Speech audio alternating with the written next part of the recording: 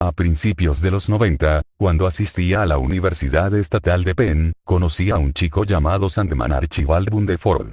Sí, yo también pensé que era una broma la primera vez que lo conocí, pero en realidad ese era su nombre, lo tenía en el certificado de nacimiento, en la licencia de conducir, etc. Habían personas con nombres extraños en esa universidad, pero este chico tenía un nombre tan estúpido. Siempre pensé que sus padres eran una clase de hippies, y que decidieron su nombre mientras estaban en algún tipo de viaje ancestral inducido por la marihuana. En cualquier caso, Sandman y yo teníamos una gran amistad, y ocasionalmente pasábamos el tiempo en la biblioteca. Era un chico agradable, de 17 años de edad si mal no recuerdo, era mulato, tímido, pero amable, y siempre llevaba en sus brazos su gran computadora portátil. En esa época era bastante impresionante ver a alguien con lo que se consideraba una computadora portátil. A veces lo veía colocando su nariz contra la pantalla mientras analizaba algún código, o escudriñando los píxeles de alguna imagen que estaba tratando de editar. Sandman en ocasiones andaba con estudiantes mayores que estaban interesados en, o tomaba clases de programación de computadoras, cine, diseño gráfico, y fotografía mientras yo me inclinaba hacia los otros estudiantes de primer año en los cursos de literatura que tomé. Sin embargo, estuve al tanto del progreso de un proyecto en el que Sandman y sus amigos estaban trabajando. A veces me hablaba de este juego que estaba ayudando a hacer. Según él, se basaba en una mezcla de texto basado en el horror y un estilo de mazmorras. El juego se iba a llamar Warlocked. Él estaba entusiasmado por estar involucrado en este proyecto, y se ponía casi alegre cuando hablaba sobre ello, sonriendo mientras me aseguraba que Warlocked iba a ser la próxima gran sensación entre videojugadores.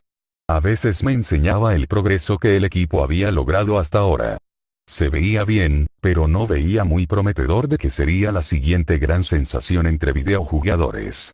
La premisa era simple: atravesar una mazmorra, recoger objetos, luchar contra los malos, salvar a la princesa, ya sabes, lo clásico. Lo que sí me parecía raro, fue que este iba a ser un juego con clasificación solo adultos, ya que al parecer el juego contendría violencia gráfica. La contribución de Sandman era ayudar en la digitalización y edición de las fotos que se utilizarán en el juego, que según él, tendrían una gran cantidad de violencia. Yo creía que las fotos las sacaría de la revista Fangoria, ya que Sandman era un lector habitual de esa revista. Me dejó, o más exactamente me obligó a pedirle que me prestara una cinta para ver unos fragmentos de las películas Mondo Cane, Faces of the At, y varias películas caníbales italianas, que es al parecer un género que trata de cosas bastante enfermas, pero nada lejos de lo que podría ser un cineasta. Durante unas semanas escuché mucho acerca de Warlocked, y aunque se trataba de un gran proyecto, poco a poco la emoción de Sandman pareció bajar. Finalmente le pregunté sobre el progreso del juego, y me dijo que todo lo que sabía era que estaba en desarrollo. Pocos días después, lo vi trabajando sobre su computadora portátil de nuevo. Después de unas semanas le volví a preguntar lo mismo. Dijo que el juego estaba recibiendo una revisión gráfica, y que estaba en el proceso de digitalización, y que necesitaba crear nuevas fotos para el juego. Me reí y le deseé suerte. Fue unos meses más tarde, después de las vacaciones de primavera, que me encontré con Sandman en la biblioteca después de una clase de estadísticas. Cuando me vio acercándome, dejó escapar la sonrisa más densa que jamás vi en él, y sostuvo con orgullo un disquete. Me recordó a la Estatua de la Libertad, que se alzaba con su antorcha en la mano. Me senté a su lado y él procedió a decirme que la versión beta era jugable, y que pronto estaría disponible para comprar en las tiendas que estaban a los alrededores del campus. Sacó una bolsa y de él sacó un disquete con el juego, el cual me dio. Aquí tienes, dijo, juégalo y hazme saber lo que piensa. Claro, dije, soltando una risita, espero que mi computadora tenga suficiente potencia para correrlo, dije en forma sarcástica. Después de unos días de cuándo lo vas a jugar. De Sandman, finalmente me puse a revisar lo que me dijeron que sería el juego más vendido de 1992. Un jueves por la noche, metí el disquete en mi Packard Bell. Después de 10 minutos de configuración e instalación. Al poner en marcha el juego, me di cuenta de que la pantalla de título parecía bastante profesional, tal vez había subestimado a las personas que trabajaban en el juego, que de acuerdo con la pantalla de inicio, se llamaban Tesseract Solutions. Sonreí después de leer el mensaje explicando que este juego era exclusivamente para mayores de 18 años, a pesar de haber sido creado por niños viejos. Seleccioné un nuevo juego. Una caja de texto apareció diciéndome que tenía que rescatar a las sirvientas de la reina de una mazmorra antes de que ocurriera algún ritual llamado el sangrado. Oh hombre, el sangrado. ¿De verdad? Esto iba a ser interesante. El juego comenzó. La interfaz parecía algo bastante fresco y fácil de usar, tanto que era agradable, los gráficos no eran nada que destacar. Me di cuenta de que el cursor del ratón era una flecha empapada de sangre, y parecía tener algunos elementos en mi inventario. Hice clic sobre la flecha que apuntaba hacia arriba, lo que provocó que el personaje avanzara, y llegó a una figura en una capucha oscura. Fue bueno tener la opción de introducir comandos de texto. La figura encapuchada me dio una daga, y continué. No tener una lista de comandos para la caja de texto no parecía afectar mi juego, ya que después de algunos intentos pude adivinar algunos comandos. Creo que deben haber programado un montón de comandos, que fue un buen toque para aquellos de nosotros que no han jugado muchas aventuras de texto. Después de cruzar un cofre de madera y obtener un libro de hechizos, estaba empezando a preguntarme qué función tenían las fotos digitalizadas en las que Sandman había estado trabajando. Finalmente apareció un enemigo, y yo lo enfrenté. La batalla pasó sin incidentes, recibí un poco de daño y luego derroté al enemigo. Cuando maté al enemigo el juego pasó de mostrar la mazmorra a mostrar una foto comprimida y pixeleada de una cara roja que asumí era mi enemigo después de su derrota. Era una imagen extraña y un poco desagradable, supongo que aquí es donde gana esa calificación de más 18, pensé. Empecé a pulsar cualquier tecla y a hacer clic a todos lados hasta que finalmente quité la foto y aparecí en la mazmorra de nuevo. Exploré un poco más y me encontré con un tipo con un manto y sombrero de hechicero. Me preguntó si yo era amigo o enemigo. Escribí amigo y él procedió a llamarme mentiroso y empezó otra batalla. Podría decir que este juego no se modificaba sin importar qué comando colocara. Lo ataqué unas cuantas veces y lo acabé con la daga. Me recompensaron otra vez con otra imagen de una cara sangrienta. La paleta de colores que los diseñadores estaban utilizando realmente no se prestó bien a este tipo de pantalla de fotos digitales. A través del desorden de píxeles grises, negros y rojos pude decir que la cara mostrada no se parecía en nada al mago que acababa de luchar. Esto era una cuestión de contenido sobre la forma, y el contenido era simplemente para aterrar. Después de aprender otro hechizo y recibir una llave del mago, continué mi búsqueda por los pasillos del laberinto. Sinceramente no había muchos callejones o trampas. Supongo que solo quería mantener al jugador en acción movida y constante. Finalmente llegué a unas barras de hierro, como si fuera una celda. Usé la llave que conseguí del mago.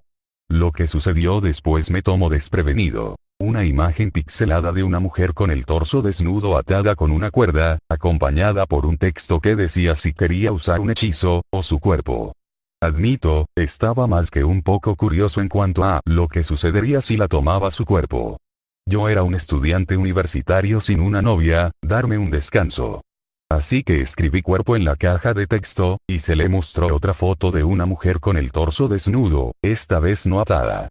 Ella me miraba seductoramente. Tengo que admitir, fue bastante divertido, y tal vez funcionaría con venta para el juego. Tal vez hay un mercado para la pornografía que se parece a los juegos de Nintendo, aunque tengo que admitir, prefiero mirar una revista Penthouse a través de un caleidoscopio. Después de ver los bits traviesos de esa perrita, hice clic sobre la imagen y apareció que obtuve un nuevo ataque.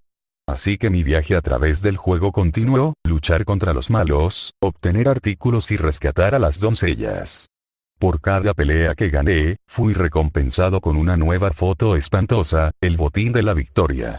Algunas de ellas parecían no provenir de esa revista que Sandman leía, o una película slasher. Otros eran más difíciles de distinguir, pero eran un poco más inquietantes. Me daba cuenta de que ni siquiera parecían encajar con el tema del juego, que eran más como escena del crimen o fotos de una sala de emergencia. Aunque otra parte de mí pensaba que no eran algo fuera de lo común. Como he dicho, no era fácil ver exactamente lo que aparecía en ellos. Supongo que Sandman hizo lo mejor que pudo con la baja resolución y la minúscula paleta de colores que tenía. Las fotos de las sirvientas eran un poco extrañas para mí también. No soy un puritano o algo, sé que algunos polluelos quisieran verlas, pero las mujeres en las imágenes parecían algo asustadas, o preocupadas. No parecían aliviadas al ver que venía a salvarlas, a pesar de sus constantes ofertas para satisfacer ridículamente sus necesidades físicas. Lo que sea, tal vez lo mío no son las niñas atadas. Eventualmente salvé a la tercera y última sirvienta, y cuando volví estaba cara a cara con un nuevo enemigo conocido como el demonio de la sangre. Bueno, ¿quién más llevaría a cabo un ritual llamado sangrado? Este era el oponente más duro que había enfrentado, todos los demás hasta este punto eran casi criminalmente fáciles. Tuve la poción de recuperar salud, sin embargo, y los objetos no parecían desaparecer después de su uso, por lo que lo único que realmente hizo que el demonio de la sangre fuese difícil fue que tomó más tiempo para matar. Me preguntaba si incluso era posible morir en este juego. Así que derroté a lo que resultó ser el jefe final de este corto juego. El juego me mostró una foto de mi enemigo asesinado, que parecía una especie de mapache muerto, o una tortuga, pero me sorprendió que en realidad recibí una imagen de algo que no era solo otra víctima humana. Me dijeron que recibiría una buena recompensa. Pulsé una tecla azar y fui recompensado por mis esfuerzos en el laberinto con otra mujer desnuda, que supongo que era la reina, diciéndome ven aquí y reciba su recompensa. Toqué otra tecla, lo cual me llevó a un mensaje de agradecimiento por jugar. Y una lista de las personas que hicieron el juego. Vi el nombre de Sandman en la categoría de agradecimientos especiales, e imaginé lo estúpidamente orgulloso que debió sentir. Había uno o dos nombres que creí reconocer, ya que eran amigos de Sandman. Después de pasar el juego esa noche, pude hablar con Sandman al día siguiente en la biblioteca. Él me preguntó ¿ya los jugaste? Y esta vez fui finalmente capaz de darle la respuesta que quería. Él obviamente quería saber qué pensaba sobre su videojuego. Realmente no tenía el corazón para decirle que la trama del juego era muy pobre, que los enemigos eran casi inexistentes, que el juego era corto y repetitivo, que los diálogos eran ridículos, que habían juegos comparables que ofrecían sonido y, a veces, música, el sexo y la violencia mejor que la de este juego, o que los gráficos estaban apenas a la altura de otros lanzamientos de computadoras, y totalmente eclipsados por Nintendo y Genesis, así que en lugar de eso dije que era muy divertido. Obviamente hasta él sabía que no le iban a hacer un desfile por crear un juego, y tal vez el juego sería recogido y llegar a ser popular de alguna forma u otra. El punto era que un grupo de estudiantes universitarios realmente creó un juego de computadora jugable que funcionaba y que podría atraer cierta atención. Eso es más de lo que muchos programadores jóvenes pueden decir. Cuando me preguntó qué le parecía su trabajo, le dije que las fotos digitalizadas se veía muy bien, y probablemente sería mucho mejor como la tecnología informática mejore. Él estuvo de acuerdo, y siguió hablando sobre todo el trabajo que él y los otros en Tesseract había hecho, y cómo esto era solo el comienzo para ellos. Finalmente, él tuvo que ir a clase, y me ahorró de tener que oír sobre el ajuste de la resolución en las fotos por tercera vez. A partir de ese momento, su manía parecía nivelarse, y volvimos a hablar de otras cosas que no eran Warlock.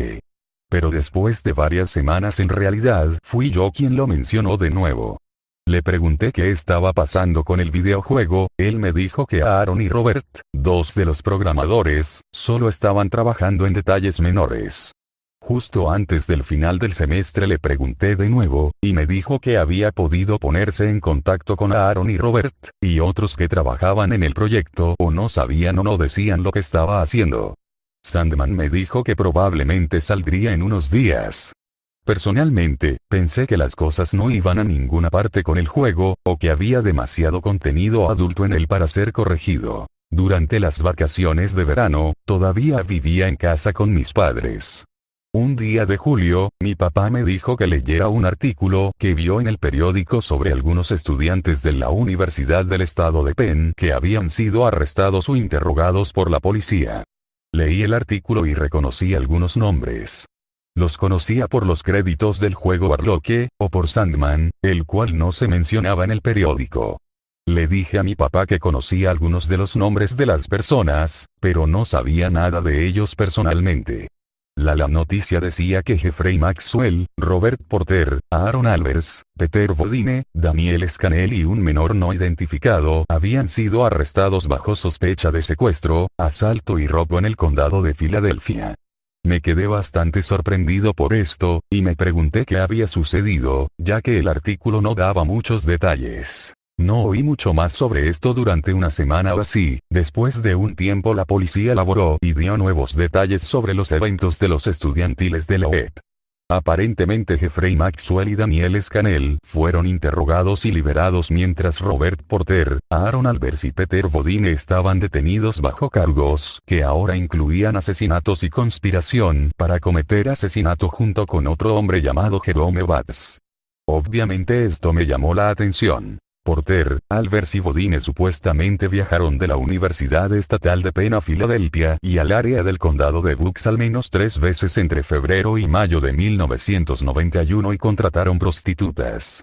Los 3 fueron acusados de llevar a las prostitutas a una casa vacía y agredirlas, causando moretones, costillas rotas, y en una de las chicas, una conmoción cerebral.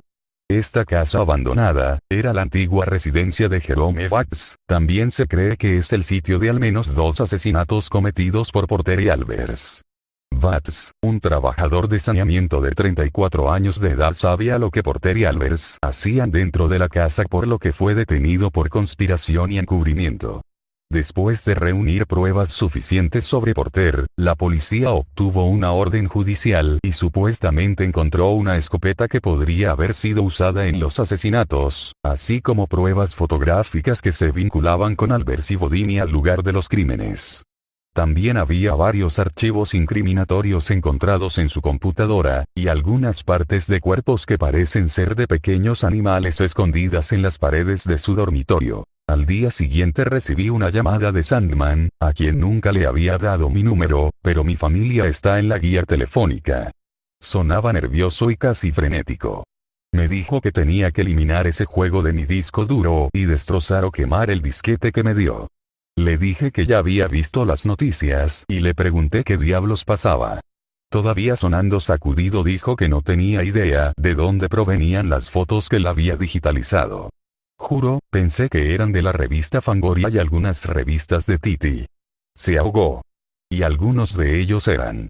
Juro por Dios que algunas de esas personas muertas eran solo efectos especiales, lo sé, las he visto.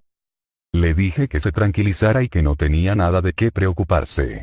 Que él no podría haber sabido lo que estaba haciendo y la policía se daría cuenta de eso cuando sea interrogado. Parecía que se había tranquilizado un poco, pero dijo que tenía más llamadas que hacer. Le dije que probablemente no era una buena idea en este punto. Solo dijo sí, y colgó. Esa fue la última vez que hablé con Sandman. Había oído que él se había ido a Penn Tech para terminar sus estudios. No puedo culparlo, el campus principal de la UEP es un lugar grande, y estoy bastante seguro de que casi todo el mundo lo hubiera visto, así como los otros miembros de Tesseract Solutions. Y nunca le pregunté a él, ni a nadie más acerca de cuáles de las fotos de Warlock eran de películas de terror, cuáles de la revista Fangoria, y cuáles, bueno, no lo eran. Yo no quiero saber, y ya no me importa saber. He eliminado el juego de mi disco duro, pero no podía recordar dónde dejé el disquete. En realidad no lo encuentro desde hace mucho tiempo, y no puedo resistir la tentación de jugar ese juego de nuevo. A propósito, ninguna copia del juego fue encontrada por la policía y aunque sea probable que Sandman las destruyó a todas, todavía debe haber algunas copias flotando alrededor. Me pregunto qué les pasó a esos muchachos. Sé que Jeffrey Maxwell y Dan Scannell están bajo libertad condicional, y Aaron Albers y Pete Bodine cumplieron 6 y 4 años de cárcel, respectivamente. Bobby Porter todavía está en la penitenciaría, creo. Supongo que en este día y edad sería bastante fácil rastrearlos, y ver lo que están haciendo. Parece un poco mórbido. Todavía pienso en ese chico mulato el cual fue mi amigo, ¿qué tan difícil podría ser localizar?